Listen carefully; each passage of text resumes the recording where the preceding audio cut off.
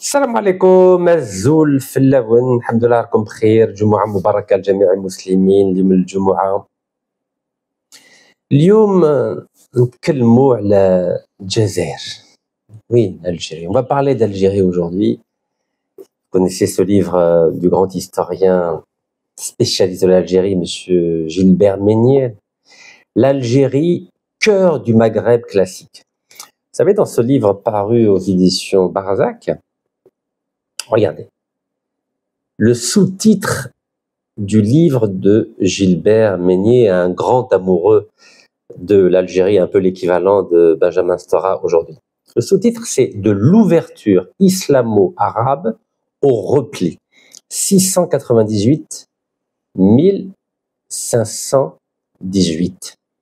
C'est intéressant ce sous-titre. De l'ouverture islamo-berbéro-arabe, je rajoute berbéro-arabe parce qu'il ne faut jamais l'oublier, au repli. C'est-à-dire que l'Algérie, depuis le 7e siècle, je ne parle pas des époques précédentes, notamment à l'époque de Massinissa il y a 22 siècles, ou à l'époque, vous savez, Massinissa était d'abord allié de Carthage, la tunisienne, avant de changer d'alliance et de rejoindre, j'aimerais dire, Rome. C'est un peu comme aujourd'hui. Vous savez, déjà à l'époque de Massinissa, l'Algérie, elle tanguait. Elle était en concurrence avec Carthage, la tunisienne. Donc, elle a préféré à un moment donné, sous Massinissa, s'allier à Rome contre Carthage. Un peu comme aujourd'hui. L'Algérie s'allie à Rome contre Rabat. Vous savez, il y a des phénomènes récurrent dans la géostratégie, notamment lorsqu'on a une vision historique. Donc là, je reviens à Gilbert Meignet. L'Algérie, dans son histoire, a toujours eu tendance, par moments, à s'ouvrir aux autres et, par d'autres moments, à se fermer aux autres. De l'ouverture au repli. Vous savez, au moment de l'indépendance, l'Algérie a eu envie de faire partie de la famille, disons, moyen-orientale, proche-orientale.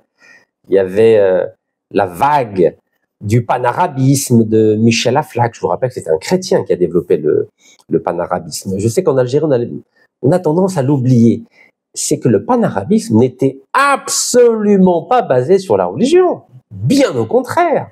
Les grands pays panarabistes, comme la Syrie et l'Irak, étaient des pays laïques. Oui, laïques.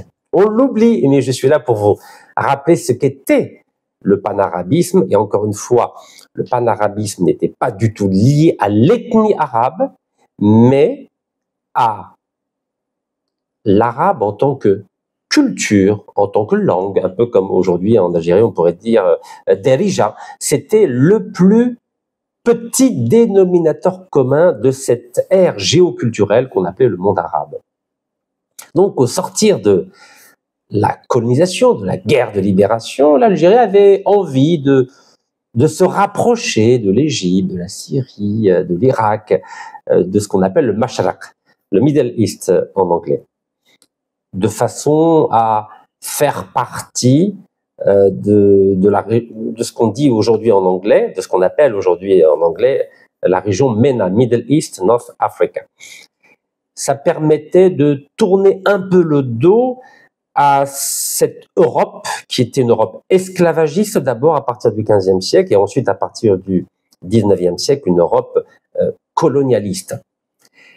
Cette ouverture vers le Mashrek, le Middle East, s'est refermée peu à peu à partir de 1973 où l'Algérie a considéré, au temps de feu Ouali Boumedienne, que l'Égypte avait trahi cette unité de pensée, unité d'action et unité de terrain, notamment dans le combat pour la Palestine, pour que la Palestine réintègre le giron de la région MENA. Vous savez qu'à partir de 1967, Tel Aviv a conquis la totalité de la Palestine, alors que après le vote du plan de partage de la Palestine le 29 novembre 1947, normalement, Tel Aviv ne devait avoir que 55% du territoire anciennement palestiniens. Donc on est passé de 47 à 55% pour Tel Aviv, 20 ans après, en 67, à 100%. Et aujourd'hui, depuis les accords d'Oslo de 1993, l'autorité palestinienne gère à peu près 6 à 7%, en clair, des miettes. Mais justement, on va arriver aux miettes. Il faut pas être gourmand en histoire. Il faut jamais être gourmand en histoire. Je vais vous dire pourquoi. Et je vais revenir au titre de l'ouvrage de Gilbert Meignet, de l'ouverture au repli. Oui, aujourd'hui, on est en phase de repli. Vous avez vu, on fait des belles déclarations sur la Palestine, mais on fait plus grand-chose. Jadis, l'Algérie faisait-elle beaucoup? Et vous savez que dès l'indépendance, nous avons beaucoup aidé la Palestine. En 1988, en novembre 88, c'était à Alger que le Conseil national palestinien s'est réuni pour déclarer la naissance de l'État palestinien. L'Algérie était le premier pays à reconnaître cet État palestinien, et nous étions fidèles à cette longue tradition qui avait connu un moment extrêmement important et fort à l'ONU en 1974, lorsque l'Algérie a réussi à faire inviter un homme considéré comme un terroriste, Yasser Arafat, à la tribune des Nations Unies. À l'époque, l'Algérie était présidente de la 29e Assemblée générale des Nations Unies, et c'est l'Algérie qui a permis à Yasser Arafat de prononcer un discours historique à la suite duquel l'OLP, l'Organisation de libération de la Palestine, a été reconnue comme un membre observateur aux Nations Unies. En 2012, la Palestine est devenue un État observateur aux Nations Unies. Mais aujourd'hui, on est en phase de repli.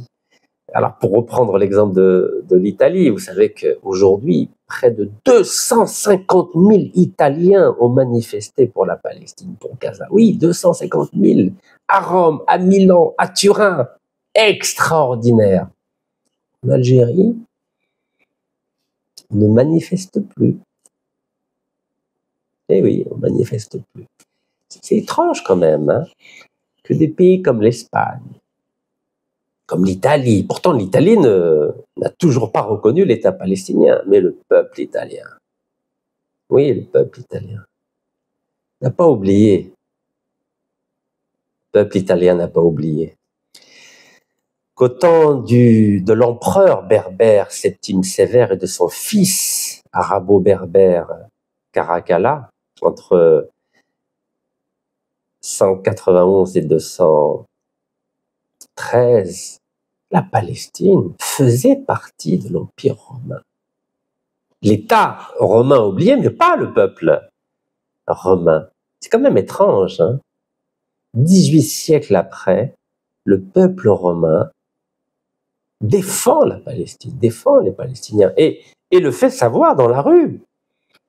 Alors que l'Algérie, qui a toujours défendu et l'État et le peuple, aujourd'hui on a l'impression qu'il y a une schizophrénie. Le peuple soutient la Palestine mais ne peut pas manifester. L'État soutient aussi la Palestine, mais on a perdu notre médaille d'or du premier pays qui a toujours soutenu la Palestine. Aujourd'hui, ceux qui soutiennent la Palestine, c'est des Blancs. C'est incroyable. Des anciennes puissances esclavagistes et colonisatrices. La France, l'Angleterre, l'Espagne. Étonnant quand même, non? Oui, je reviens à Gilbert Meignet. De l'ouverture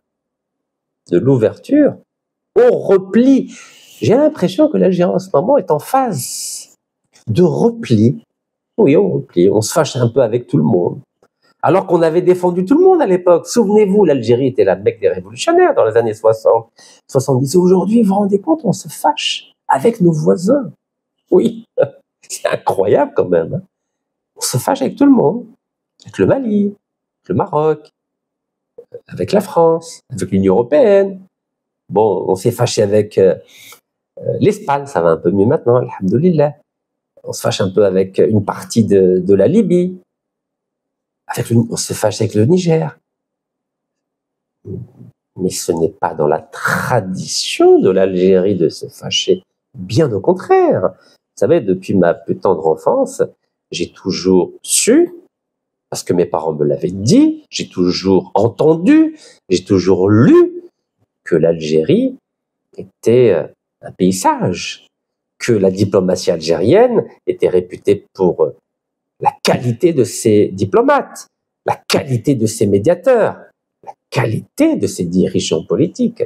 Comment se fait-il qu'aujourd'hui, on n'est plus perçu comme des diplomates, des médiateurs, des politiques qui étaient en mesure de trouver des solutions à des problèmes géopolitiques, des problèmes internationaux, comme la crise des diplomates américains qui étaient otages à l'ambassade américaine à Téhéran, par exemple. C'est quand même l'Algérie qui a fait libérer ses 52 otages après 444 jours de détention.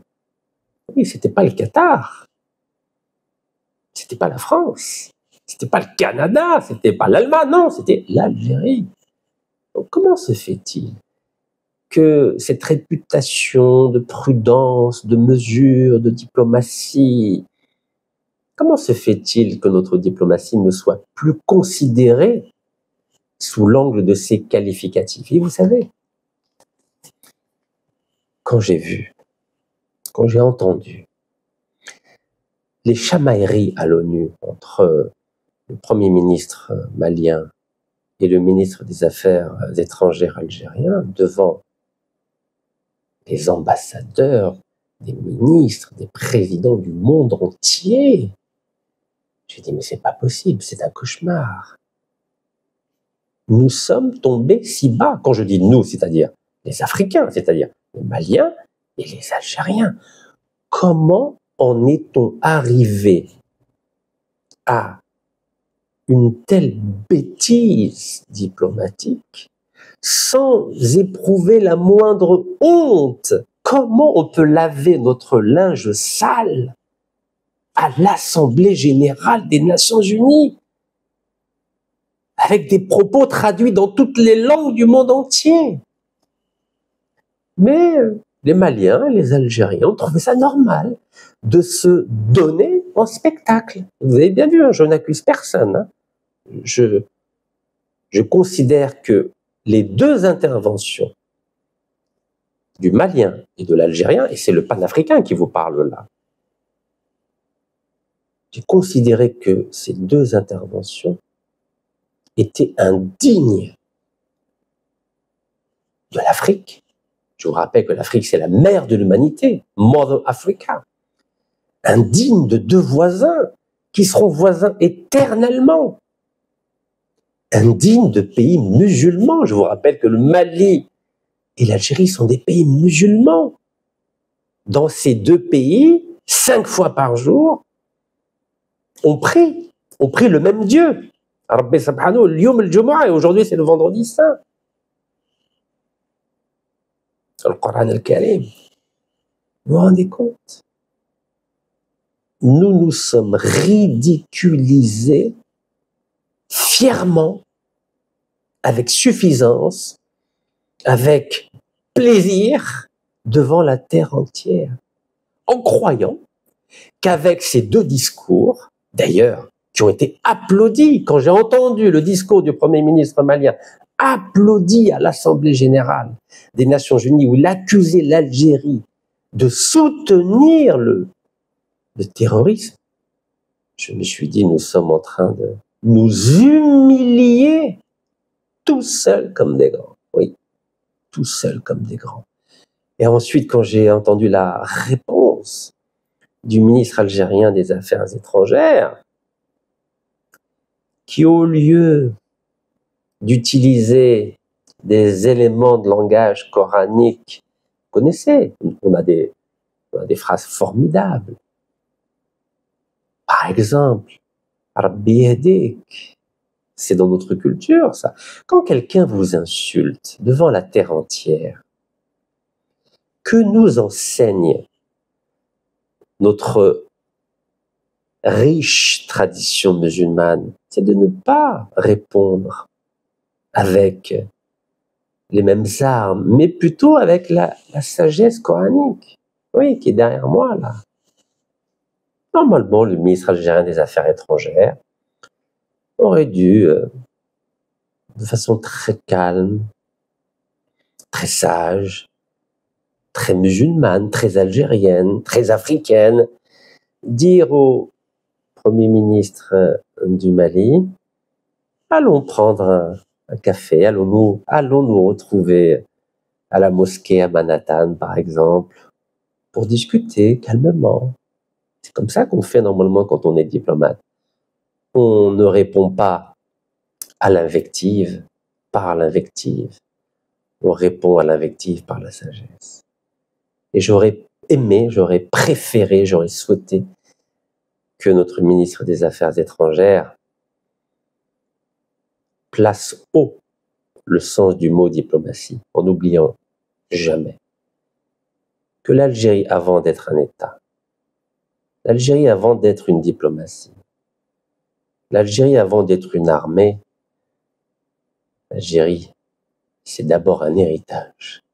Un héritage du sacrifice de 5,5 millions d'Algériens qui se sont engagés, qui se sont sacrifiés pour que notre pays retrouve sa liberté, pour que notre peuple retrouve sa dignité et pour que l'avenir de nos enfants soit meilleur que ce passé ensanglanté. Donc, pour clôturer cette petite parenthèse algéro-malienne, je souhaite que le président algérien Sir Abdelmadjid Tebboune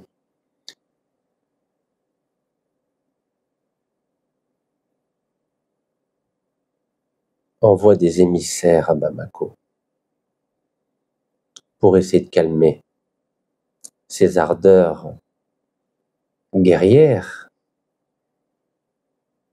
pour retrouver le chemin de la paix, le chemin de la sagesse et le chemin de la fraternité avec nos frères maliens. Maintenant, revenons à ce qui se passe à Gaza.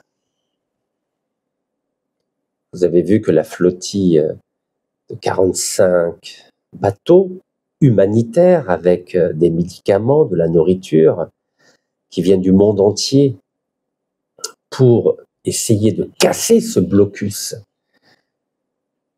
israélien sur Gaza qui dure depuis maintenant 20 ans. Vous imaginez 20 ans de blocus. Alors, je ne sais pas si certains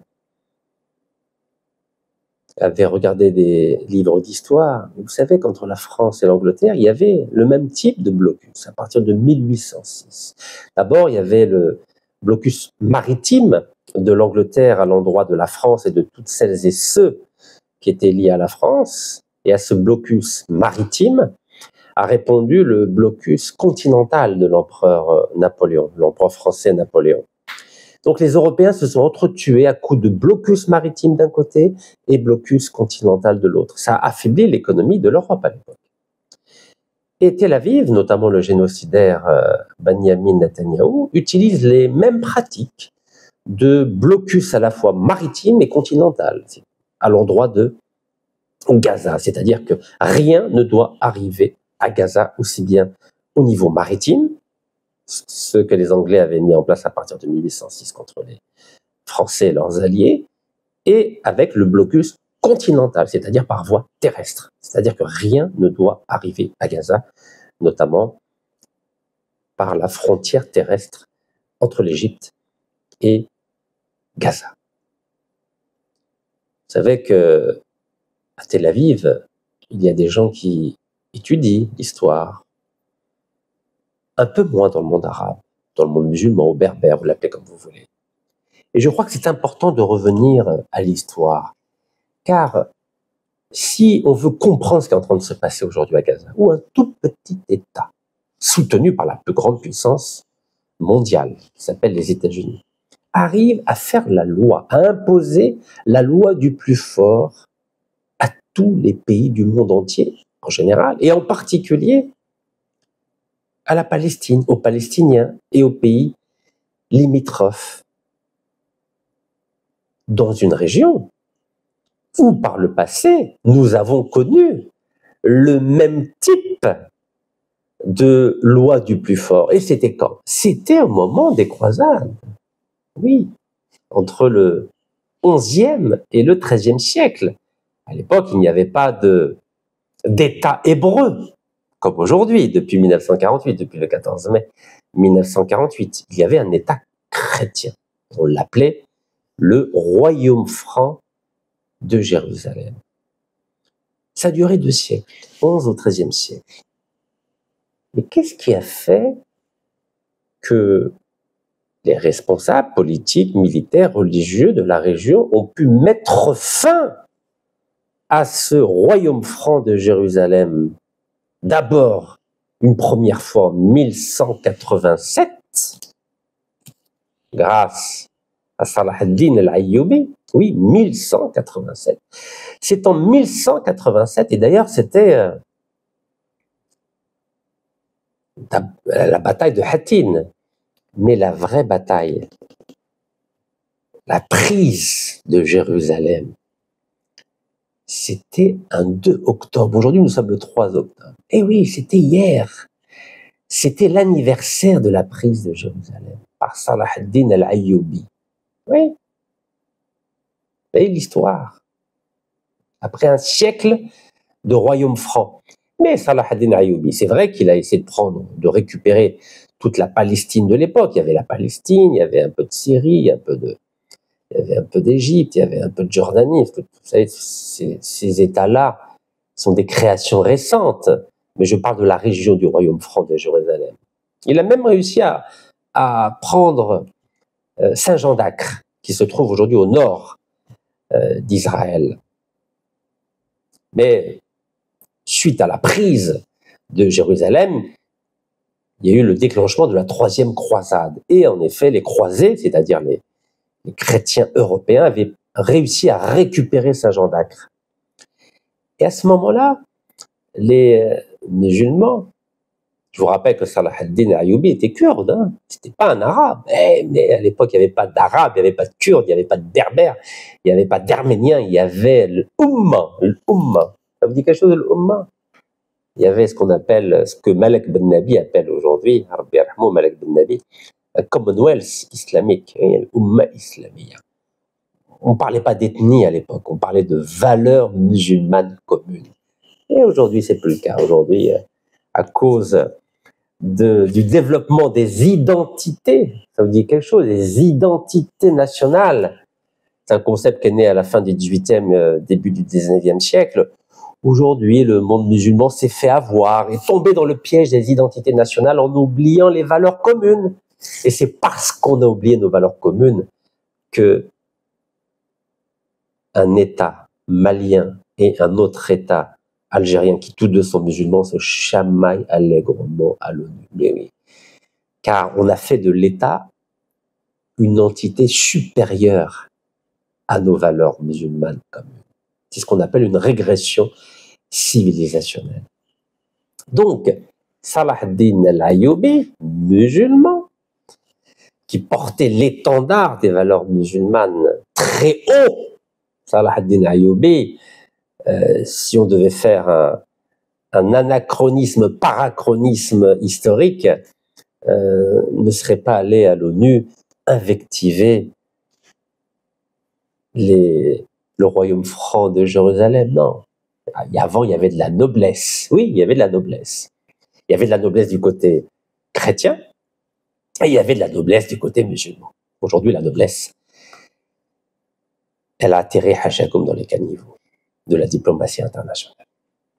Donc, Salah ad-Din al-Ayyubi a repris Jérusalem après un siècle de gestion chrétienne, et bien que les Francs, avec la 3e croisade, ont pu récupérer Saint-Jean d'Acre, il a fallu un siècle supplémentaire, donc de 1187 à 1291, pour que toute la Palestine redevienne musulmane.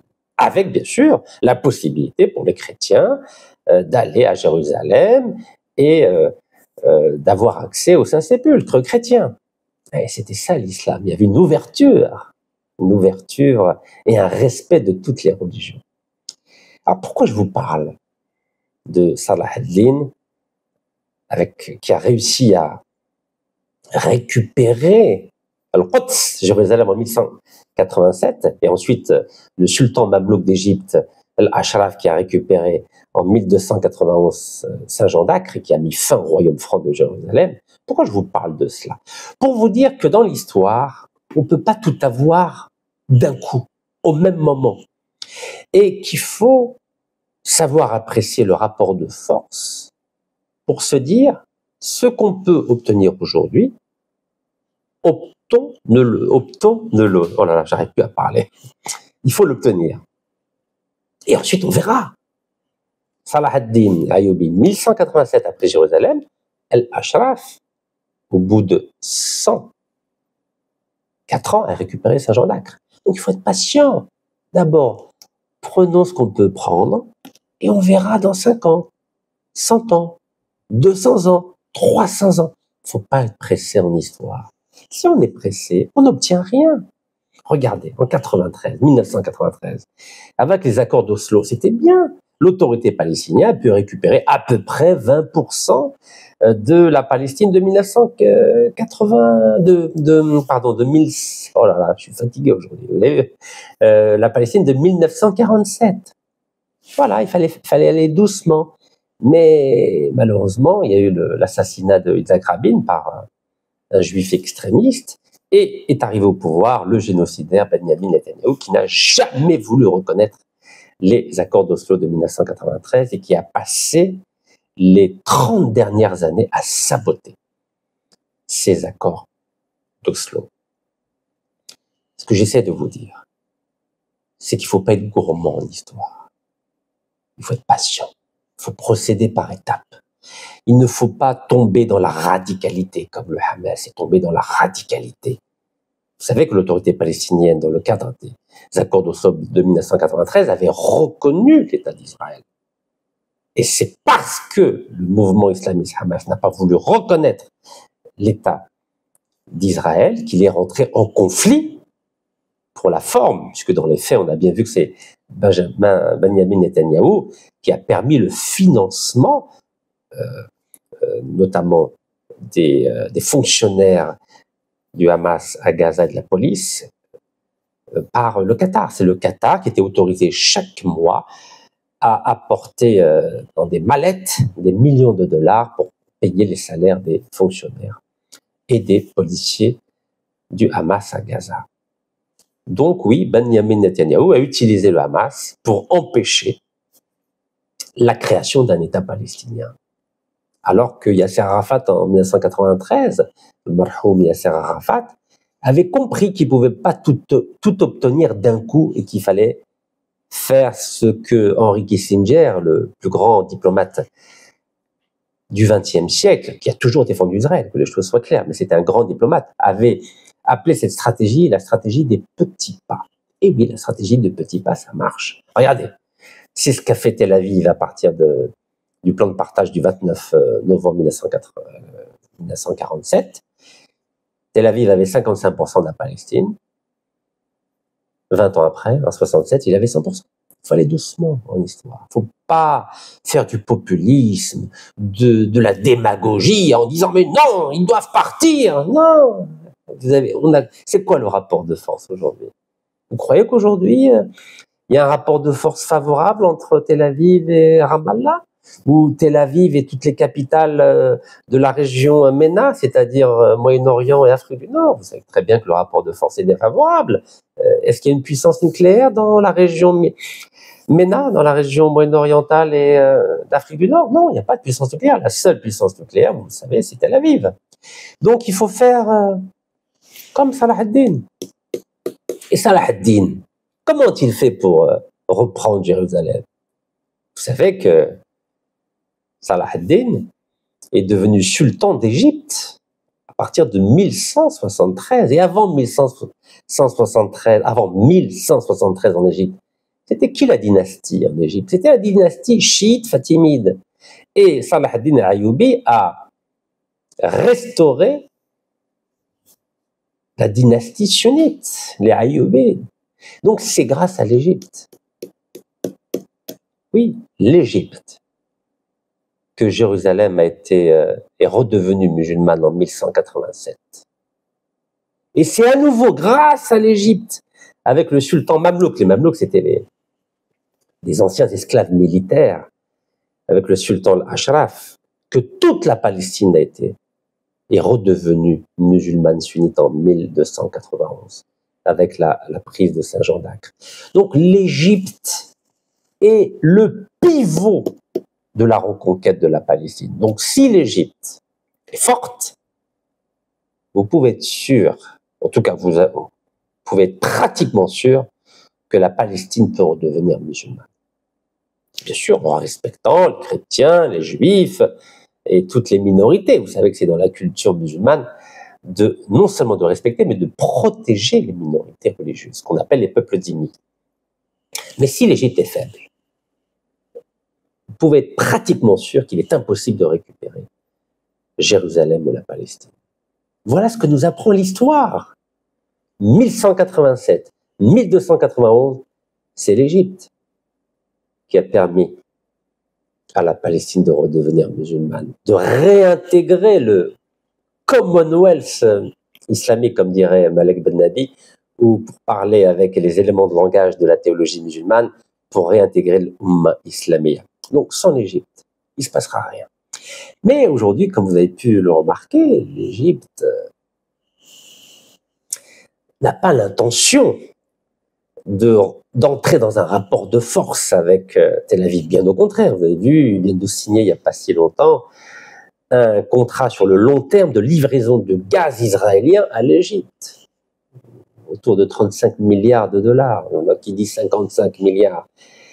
Donc l'Égypte, avec Sadat, a décidé d'être en relation diplomatique, commerciale, touristique avec Tel Aviv, en tournant le dos à la cause palestinienne. Car il est vrai qu'à partir de 1948, 67 et 73, l'Égypte a payé un lourd tribut dans la défense de la cause palestinienne. C'est ce qui a empêché l'Égypte de se développer sur le plan économique. Et à partir de 1971-72, la politique de l'infiter, de l'ouverture économique de Sadat, l'Égypte a décidé de ne plus entrer en guerre avec Tel Aviv et de ne plus défendre des causes communes, que ce soit une cause musulmane, une cause africaine ou une cause arabe. Donc aujourd'hui, l'Égypte, mais pas que l'Égypte, sont dans une logique individualiste, c'est-à-dire ne considèrent l'avenir de la Palestine qu'à travers le prisme des intérêts strictement égyptiens, car aujourd'hui nous assistons au triomphe des identités nationales. Mais il n'y a pas que l'Égypte qui ne pense qu'à elle. L'Irak ne pense qu'à elle, la Syrie ne pense qu'à elle, le Liban ne pense qu'à lui, l'Arabie Saoudite ne pense qu'à elle, le Qatar ne pense qu'à lui, le Soudan ne pense qu'à lui, la Libye ne pense qu'à elle quand elle arrive à y penser, parce que là elle est en douleur, elle est en souffrance. La Tunisie ne pense qu'à elle, l'Algérie ne pense qu'à elle, le Maroc ne pense qu'à lui. Bref, vous avez compris, il n'y a plus personne qui pense aux Palestiniens. Il n'y a plus personne qui pense à Gaza.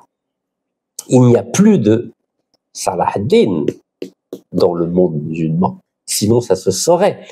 Et donc, pour reparler de l'Égypte, tant que l'Égypte n'assumera pas son rôle historique qu'elle a joué brillamment avec Salah ad-Din al-Ayyubi en 1187 et avec le sultan Ashraf en 1291, il n'y aura aucun espoir pour que la Palestine retrouve le giron musulman. Je dis bien aucun espoir. Et on le voit bien. Depuis 2 ans, 70 000 Palestiniens ont été massacrés. 250 000 personnes ont été expulsées de leur maison. 2,5 millions de personnes ont été frappées de famine. Et personne n'a bougé. Aucun pays de la région, aucun pays arabe, aucun pays africain, aucun pays musulman, personne. Car ces identités nationales sont devenues le porte-drapeau de ces 57 États musulmans. Chacun ne pense qu'à lui. Et on voit bien avec la flottille, qui est en train d'aider ces hommes et ces femmes courageuses qui ont participé à cette flottille pour Gaza. Ce sont pour la plupart des étrangers. Heureusement que nous avons quelques Algériens, alhamdoulilah. Et vous avez vu, j'ai fait une vidéo pour saluer le courage de notre compatriote Si Abdelrazak Mokri. Il y a une députée, une ex-députée aussi du Parti des Travailleurs. Bref, il y a des militants algériens tout court qui ont fait partie de cette flottille, qui aujourd'hui sont emprisonnés, incarcérés dans des prisons chez le génocidaire Benyamin Netanyahou. Et vous avez vu qui les défend. En France, il y a un collectif d'avocats qui a exigé que l'État français vienne en aide en apportant une protection consulaire à 35 ou 36 Français qui ont fait partie de la flottille de Gaza. Mais les autres pays du Maghreb ou du Moyen-Orient, vous croyez qu'ils ont fait la même chose? Non. Car les identités nationales aujourd'hui font que nous n'avons plus de conscience collective. Chacun ne pense qu'à lui. Alors qu'est-ce qu'on fait? Qu'est-ce qu'on fait avec tout ça? Comment on va faire pour essayer de conjurer cette fatalité? Vous savez qu'il y a un grand président américain qui n'est plus président. Vous le connaissez. Musulman par son père et chrétien par sa mère, Barack Obama. Son père était musulman kényan. Regardez. L'audace d'espérer. Vous vous rendez compte? Un Afro-Américain a réussi à devenir président de la première puissance mondiale. Je ne vous dis pas qu'il a aidé les musulmans dans le monde, mais en tout cas, il a essayé de calmer le jeu, d'avoir une position un peu plus équilibrée que la présidence actuelle. Vous savez qu'aujourd'hui, il n'y a pas grand-chose à espérer de Washington. En dépit des déclarations, des plans, etc., etc. Il est connu pour cette fameuse phrase « Yes, we can ». Yes, we can. Alors, est-ce que les musulmans aujourd'hui, est-ce qu'ils peuvent? Est-ce qu'ils sont dans cet esprit collectif? Yes, we can. Est-ce qu'ils ont envie de mettre fin à cette tragédie de Gaza? Car certains disent, oui, non, on n'est pas concernés par Gaza. Ah bon? Comment ça se fait qu'il y a 250 000 Italiens qui manifestent pour Gaza? Il n'y en a pas un seul en Algérie. Pas un seul. 250 000 en Italie. C'est des chrétiens, c'est des catholiques en Italie. C'est pas des musulmans. Comment ça se fait? Comment ça se fait qu'il n'y a pas de solidarité avec Gaza? Comment ça se fait? Ah oui, virtuel, oui. Sur Facebook, Twitter, Instagram, YouTube. Ah oui, oui. On est avec Gaza, mais dans les faits, il n'y a rien. Comment se fait-il que tous les pays qui se considèrent comme musulmans, ou arabes, ou moyen-orientaux, berbères, ou d'Afrique du Nord, ou d'Afrique, comment se fait-il qu'il n'y a pas, par exemple, une flottille militaire, je dis bien militaire, qui emprunte les eaux territoriales internationales en mer Méditerranée et se met face à Gaza. Oui, je dis bien face, pour casser le blocus du génocidaire Netanyahou. Comment ça se fait? Pourquoi? Qu'est-ce qui empêche la Mauritanie, le Sénégal, le Maroc, l'Algérie, la Tunisie, la Libye? Bon, la Libye, c'est un peu difficile. L'Égypte, la Syrie, l'Arabie Saoudite, je parle des pays, la Turquie. Qu'est-ce qui les empêche de mettre leur armada de bateaux, de navires, de sous-marins en face de Gaza pour mettre fin au blocus de Gaza? Qu'est-ce qui nous empêche de faire ça? Car si on ne fait rien, mais ça va continuer comme ça. Et après, vous savez, après les Palestiniens, vous avez vu ce Ce qu'a fait le génocidaire Netanyahou. Il a bombardé la Syrie, le Liban, l'Iran, le Qatar, le Yémen. Vous croyez qu'il va s'arrêter?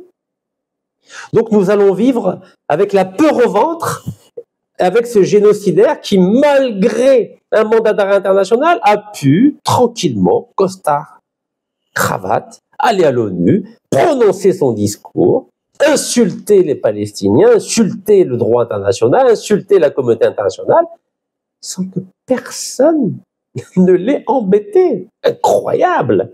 Et on a 1,8 milliard de musulmans. Il n'y en a pas un qui bouge. Il y a 450 millions de pays, en tout cas d'habitants dans des pays dits arabes, il n'y en a pas un qui bouge.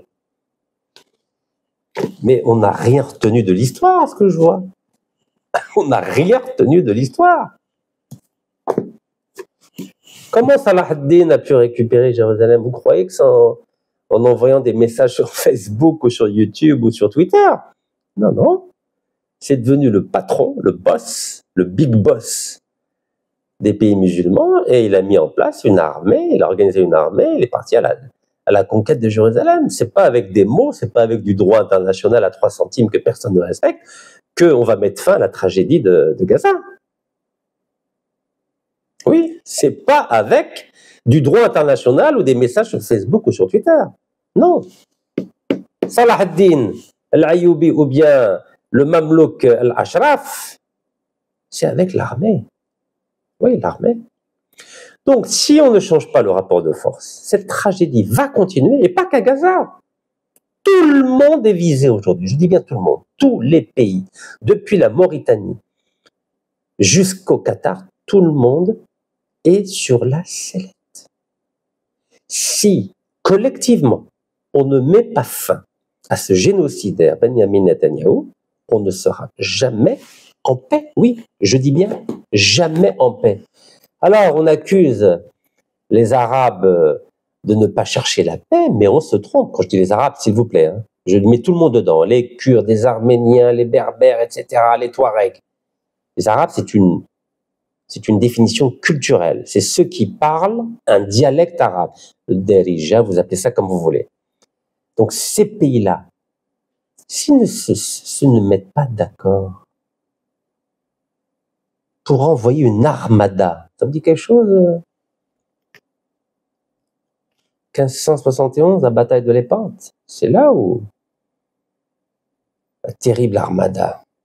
Bon, à l'époque, les conditions météorologiques ne le permettaient pas, mais c'est là où l'Empire ottoman a commencé à montrer les premiers signes de faiblesse avec la défaite lors de la bataille de l'Épante. Vous savez, si vous ne mettez pas en place une armada maritime face à Gaza, Benyamin Netanyahou, le génocidaire, va continuer à jouer le cow-boy dans la région. Oui, le cow-boy. Et on ne pourra jamais dormir tranquille, on ne pourra jamais assurer un avenir pacifique à nos enfants. Jamais, je dis bien jamais. Et ne comptez pas sur Washington, vous avez bien vu Washington, malgré 1200 milliards de promesses d'investissement du Qatar à Washington, 2 mois après, Washington a laissé le génocidaire Netanyahou bombarder Doha. Vous ne pouvez pas faire confiance à Washington. Vous savez, j'aime beaucoup l'Amérique. L'Amérique en tant que pays. L'Amérique en tant que peuple. Mais jamais je ne ferai confiance à l'Amérique en tant que politique étrangère. Mais jamais. Car les intérêts des affaires étrangères américaines ne sont pas les mêmes que les intérêts des Palestiniens, par définition. Car Washington n'a qu'un seul allié, je vous l'ai dit 1000 fois, c'est Tel Aviv et personne d'autre. Les autres, c'est juste pour l'argent. Mais Tel Aviv, c'est un allié éternel. Donc, vous voyez, je fais la différence. J'aime beaucoup l'Amérique en tant que pays, en tant que culture, en tant que civilisation, en tant que possibilité de rêver. Et vous savez que l'Amérique a permis à un noir musulman d'être président, alors que dans mon propre pays, on ne m'a même pas autorisé à être candidat à une quelconque élection. Donc, l'Amérique qui permet à un noir musulman d'être président, c'est un exemple à suivre. Et je ne vous parle pas de l'histoire de l'Amérique, c'est un État qui s'est construit sur le massacre de millions d'Indiens. Non, je vous parle du rêve américain, car il y a un rêve américain. Donc je fais la distinction, et en philosophie, on apprend à faire des distinctions. Je sais qu'en Algérie, on n'est pas très doué pour les distinctions, mais moi je suis là pour faire des distinctions. Donc ne comptez pas sur Washington pour apporter la paix en Palestine. Washington n'a aucun intérêt à ce qu'il y ait la paix en Palestine. Aucun intérêt.